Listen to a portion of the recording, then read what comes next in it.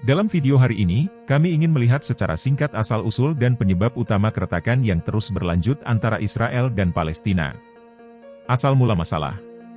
Bapak pendiri Israel, David Ben-Gurion, memproklamirkan negara Israel modern pada tanggal 14 Mei 1948, membangun tempat berlindung yang aman bagi orang-orang Yahudi yang melarikan diri dari penganiayaan dan mencari rumah nasional di tanah yang mereka anggap memiliki ikatan yang erat selama beberapa generasi.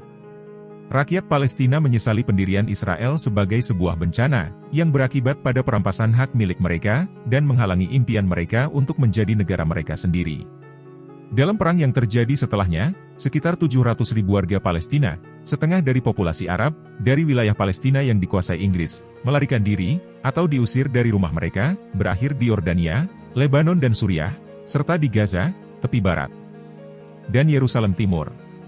Israel, sekutu dekat AS, membantah pernyataan bahwa mereka mengusir warga Palestina dari rumah mereka, dan menyatakan bahwa mereka diserang oleh 5 negara Arab, sehari setelah pembentukan negara tersebut.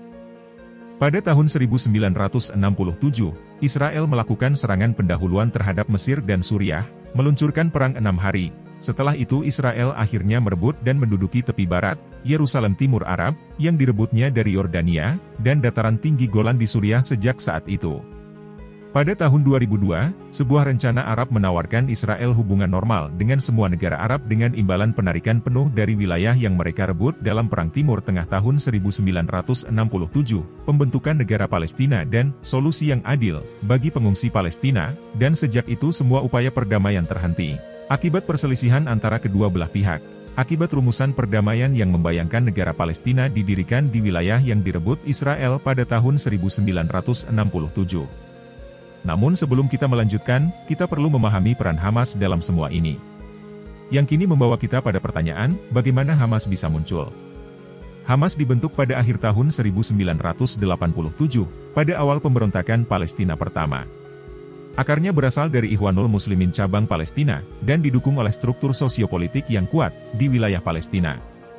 Mereka mempunyai antipati yang serius terhadap Israel, dan bertujuan untuk memberantas negara Israel. Dan karenanya telah ditetapkan sebagai organisasi teroris oleh Amerika Serikat, Uni Eropa, dan Israel. Kembali ke cerita yang ada, jadi sepertinya selalu ada keretakan yang terus-menerus dan tiada henti antara Israel dan Palestina, sebagai akibat dari permasalahan yang belum terselesaikan antara kedua belah pihak, sehubungan dengan hal-hal berikut ini. 1. Solusi dua negara, perjanjian yang akan menciptakan negara Palestina di tepi barat dan jalur Gaza berdampingan dengan Israel. Padahal Hamas telah menolak solusi dua negara, dan bersumpah akan menghancurkan Israel. Sementara Israel mengatakan negara Palestina harus didemilitarisasi agar tidak mengancam Israel.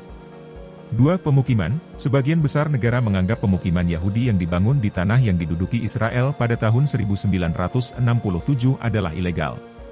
Meskipun Israel membantah hal ini dan mempertahankannya, ekspansi berkelanjutan mereka menjadi salah satu isu yang paling diperdebatkan antara Israel, Palestina, dan komunitas internasional.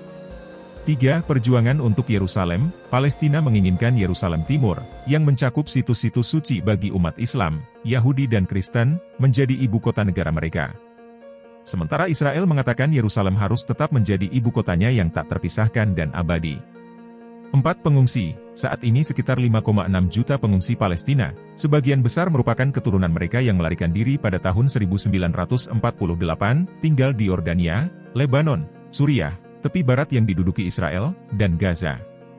Jadi, meskipun warga Palestina telah lama menuntut agar para pengungsi diizinkan kembali, bersama dengan jutaan keturunan mereka, Israel mengatakan bahwa setiap pemukiman kembali pengungsi Palestina harus dilakukan di luar perbatasannya.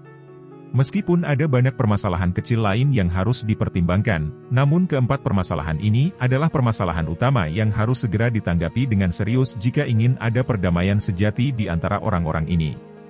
Sekarang sampai pada kekesalan terbaru yang baru saja dimulai beberapa hari yang lalu.